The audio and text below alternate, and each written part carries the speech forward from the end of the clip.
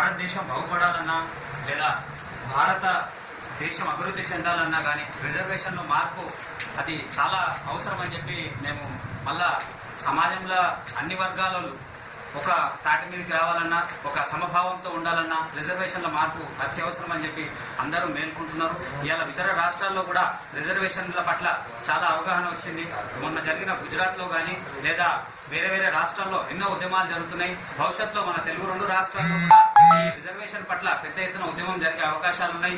దయచేసి ప్రభుత్వం మేల్కోవాలి, రాష్ట్ర ప్రభుత్వం కేంద్ర ప్రభుత్వం మేలుకొని ఈ రిజర్వేషన్ల ప్రక్రియలో మార్పులు చేసి పేదవారు ఎవరైతే విద్యాపరంగా మంచి అవకాశాలు ఉండి మంచిగా చదువుకున్న రిజర్వేషన్లు వెనుకబడుతున్నారు వాళ్ళకి కానీ లేదా అన్ని కులాలలో రిజర్వేషన్ల వల్ల రిజర్వేషన్ లబ్ధి పొందే ఆస్తి పరంగా మంచిగున్న రిజర్వేషన్ లబ్ధి వల్ల వాళ్ళకి సీట్లు వస్తున్నాయి. చదువు మంచి చదువుకున్న రిజర్వేషన్ల వల్ల వాళ్ళకు సీట్లు రావకపోవడం చాలా అన్యాయం.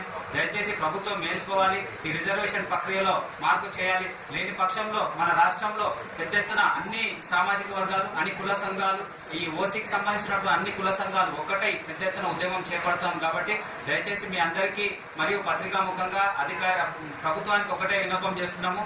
ఇప్పుడైనా ప్రభుత్వం ముందుకొచ్చి మేల్కొని కేంద్ర ప్రభుత్వం రాష్ట్ర ప్రభుత్వం ఏదైతే చేస్తున్నటువంటి రిజర్వేషన్ ప్రక్రియలో మార్పు చేయాలని అన్ని వర్గాలకి సమానంగా వాళ్ళకి కావాల్సింది దక్కేట్టుగా చూడాలని చెప్పుకుంటూ కోరుకుంటూ ఆర్యవైశ్య చైతన్య పోరాట సమితి ఒకటే డిమాండ్ చేస్తున్నాం.